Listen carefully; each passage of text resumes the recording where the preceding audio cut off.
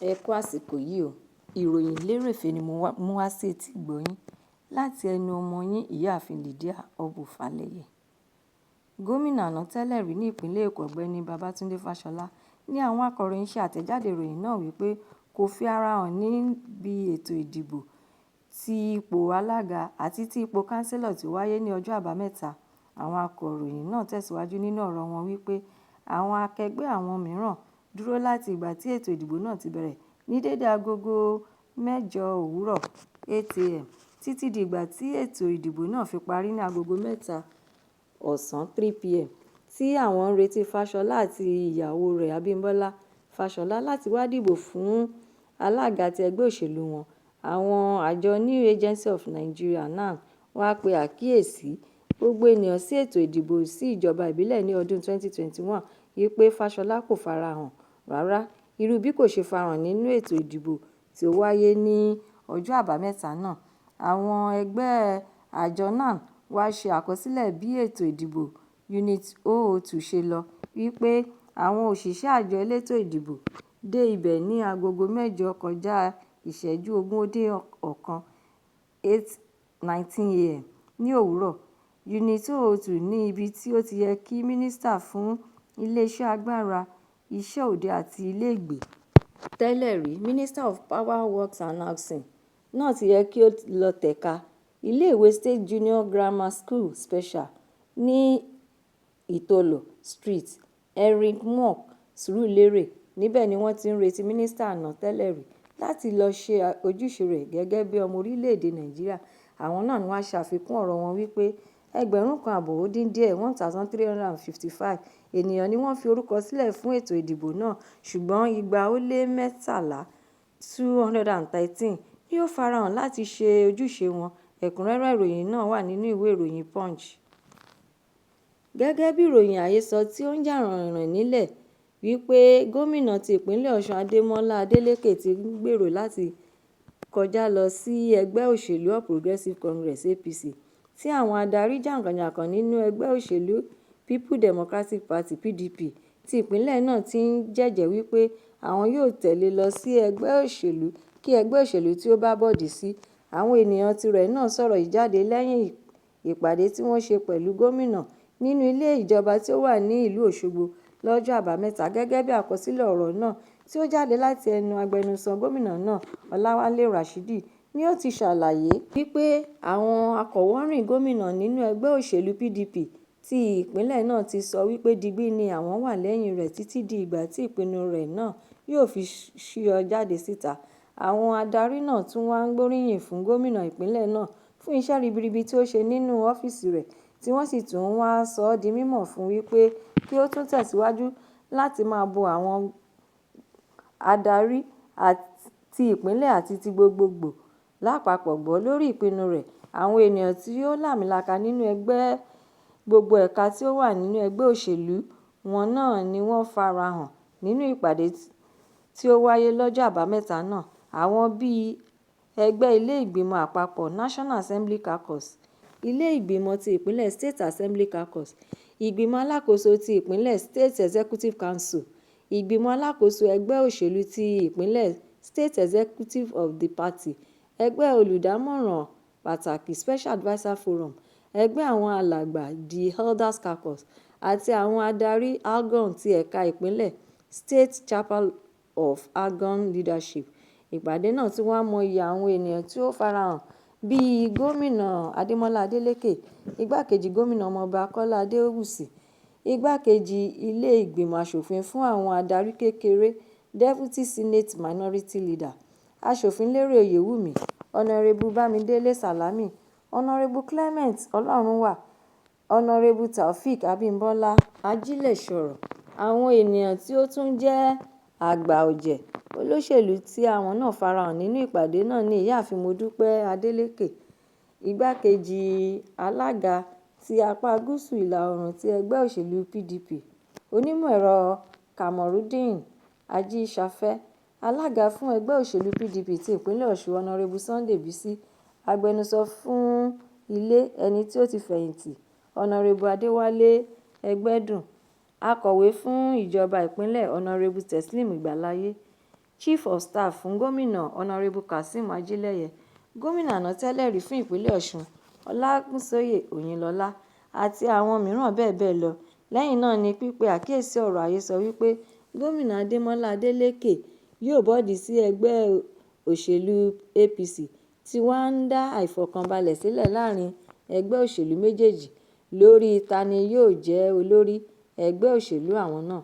Ẹ̀kúnrẹ́rẹ́ ìròyìn eléyìí náà wà nínú ìwé ìròyìn Vanguard. Ní ọjọ́ Àbámẹ́ta ni àwọn ọ̀dọ́ àti ọmọdé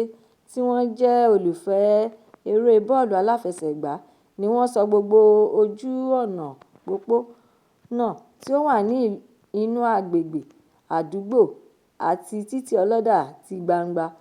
di pápá ìṣeré bọ́ọ̀lù aláfẹsẹ̀gbá. Ìwé ìròyìn The Nation ló ṣe àtẹ̀jáde ìròyìn náà nígbà tí wọ́n fi ojú lélẹ̀ tí wọ́n ń wòran bí àwọn ọ̀dọ́ àti ọmọdé náà ṣe ń gbá bọ́ọ̀lù lójú pópó débi pé àwọn òṣìṣẹ́ elétò ààbò bíi LASEL àti àwọn elétò ààbò mìíràn fi dandan ohun tipátipá dúró láti jẹ́ kí àwọn tí wọ́n ń gbá bọ́ọ̀lù aláfẹsẹ̀gbá náà kó gbogbo ohun tí wọ́n fi ṣe gólì ní gbogbo ojúnà náà kúrò kí wọ́n tó máa tẹ̀síwájú nínú ìrìnàjò àti iṣẹ́ wọn. Àwọn ibi tí àwọn ọ̀dọ́ àti àwọn ọmọdé náà ti ń gbá bọ́ọ̀lù ní Dọ̀pẹ̀mú bus stop, Ìyànàpájà bus stop, Agége Motor Park, Àlímọ̀ṣọ́ Road, Oṣòdì bus stop, Bàrígà, Ṣómólú, Kòsọ̀fẹ́ àti bẹ́ẹ̀ bẹ́ẹ̀ lọ. Iléeṣẹ́ tí ó ṣe àfihàn ìròyìn náà tún fi kún ọ̀rọ̀ rẹ̀ wípé ṣe ni àwọn awakọ̀ àti àwọn tí wọ́n fi ẹsẹ̀ rìn lójú pópó ni wọ́n ṣe kòńgẹ́ súnkẹrẹ-fàkẹrẹ níbi tí àwọn òṣìṣẹ́ elétò ààbò náà ń ṣiṣẹ́ wọn lójú méjèèjì láti rí i pé rògbòdìyàn wàhálà bí ó ti wù kí ó kéré mọ́ kò ṣúyọ rárá tí wọ́n sì tún rí i dájú pé gbogbo nǹkan ń lọ létòlétò tí àlàáfíà náà sì tún jọba. Ẹ̀kúnrẹ́rẹ́ ìròyìn náà wà nínú ìwé ìròyìn The Nation. Ẹgbẹ́ National Caretaker Committee (NCC) ti ẹgbẹ́ òṣèlú Labour Party (LP) ti sọ síta gbangba ayé wípé igbákejì ààrẹ Kashim Shettima lè wà lábẹ́ fífi tipátipá yí ọ̀rọ̀ tí ó sọ padà ní Ọjọ́bọ̀ nípa bí ó ti fi ìṣẹ̀lẹ̀ tí ó ṣẹlẹ̀ ní ọdún 2013 ṣàpèjúwe wípé agbẹnusọ fún ilé ìgbìmọ̀ aṣojú-ṣòfin àpapọ̀, former Speaker of the House of Representatives Honourable Aminu Tambuwa àti Mínísítà fún ètò ìdájọ́ lórílẹ̀-èdè yìí nígbà kan rí, Mohammed Bello Adoka (SAN), ṣe ń kìlọ̀ fún ààrẹ àná Goodluck Jonathan nípa gbígbèrò láti yọ àwọn gómìnà kọ̀ọ̀kan èyí tí kò yọ Shettima sílẹ̀ nígbà tí rògbòdìyàn wàhálà àìnífọ̀kànbalẹ̀ ń bá àwọn àríwá ìlà-oòrùn fínra lákòókò ìgbà náà. Ìròyìn náà tún wá tẹ̀síwájú nípa bí igbákejì ààrẹ náà ṣe sọ̀rọ̀ nínú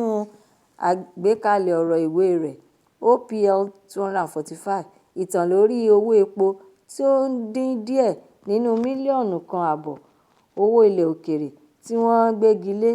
The Inside Story of the $1.3 billion oil block. Ìwé eléyìí tí Bello Adoka kọ, níbẹ̀ ló ti pe àkíyèsí àwọn ènìyàn sí ọ̀rọ̀ tí Tambuwa àti AGF àná tẹ́lẹ̀ rí sọ wípé Jonathan kò ní agbára láti yọ gómìnà kankan àti kánsílọ̀ tí ipò rẹ̀ kéré jù lọ kúrò ní ipò tàbí ọ́fíìsì wọn. Ó tún wá ní ọ̀rọ̀ náà ṣúyọ jáde ní àkókò tí ààrẹ Tinubu kéde ìjọba pàjáwìrì fún ìpínlẹ̀ Rivers àti pé lẹ́yìn náà ló wá yọ gómìnà ìpínlẹ̀ náà kúrò lórí àga àlééfà tí ààrẹ sì ní kí ó lọ rọ́kúnlé ná fún oṣù 6. Nínú ọ̀rọ̀ yìí ló ti wá béèrè ìbéèrè pé ṣé kìí ṣe wípé Shettima ń bu ẹnu àtẹ́ lu ìgbésẹ̀ tí ààrẹ gbé yìí ní iléeṣẹ́ igbákejì ààrẹ sáré yára tètè fèsì sí ìbéèrè náà ní ọjọ́ Ẹtì wípé Shettima kàn ń sọ̀rọ̀ lórí ohun tí ó ti kọjá tàbí ṣẹlẹ̀ rí tí kò sì fara pẹ́ ìgbésẹ̀ ààrẹ rárá àti pé ohun tí igbákejì ààrẹ ń sọ yàtọ̀ sí ohun tí ààrẹ ń ṣe nípa kíkéde ìjọba pàjáwìrì ní ìpínlẹ̀ Rivers. Ó tún wá ṣàlàyé síwájú wípé bí olùdámọ̀ràn pàtàkì lórí ọ̀rọ̀ ìròyìn ti ṣe fèsì ránṣẹ́ sí alága NCC Ọ̀gbẹ́ni Ken Asawa láti ọ̀dọ̀ Shettima ni ó jẹ́ kí òun sojú abẹ níkùn pé ó dàbí ẹni pé wọ́n mú igbákejì ààrẹ náà ní tipátipá láti yí ọ̀rọ̀ rẹ̀ padà. Ó tún wáá béèrè lọ́wọ́ gbogbo ọmọ orílẹ̀-èdè yìí wípé ta ni ó ń dún mọ̀húrú mọ́ igbákejì ààrẹ orílẹ̀-èdè Nàìjíríà yìí. Ó wáá fi kún ọ̀rọ̀ rẹ̀ wípé kò yà òun lẹ́nu nítorí pé àwa ọmọ orílẹ̀-èdè yìí máa ń túṣu dé ìsàlẹ̀ kòkò láti fi hàn dájú wípé à ń tọwọ́ bọ ìdí àwọn ọmọ ajàfúnẹ̀tọ́ ọmọnìyàn. Ó tún wáá díbọ́n bí ẹni pé nǹkan kan kò ṣẹlẹ̀ rárá. Ẹ̀kúnrẹ́rẹ́ ìròyìn eléyìí náà wà nínú ìwé ìròyìn Nigerian Tribune online. Ìròyìn Lerefe Toni kò ní jù báyìí lọ nítorí pé kí n lọ bẹ̀ oge. Ẹ tún pàdé mi lọ́la fún àkọ́tún ìròyìn lérèfé mìíràn láṣẹ Èdùmàrè. Ẹ má ṣe aláìlọ kàn sí YouTube channel Ìròyìn Lerefe kí ẹ bá mi subscribe kí ẹ sì tún bá mi fi èròǹgbà yín ránṣẹ́ sórí rẹ̀ kí ẹ bá lè ní àǹfààní láti gbádùn ìròyìn lérèfé síwájú àti síwájú sí i. Ẹ ṣé mo dúpẹ́. Ó dàbọ̀.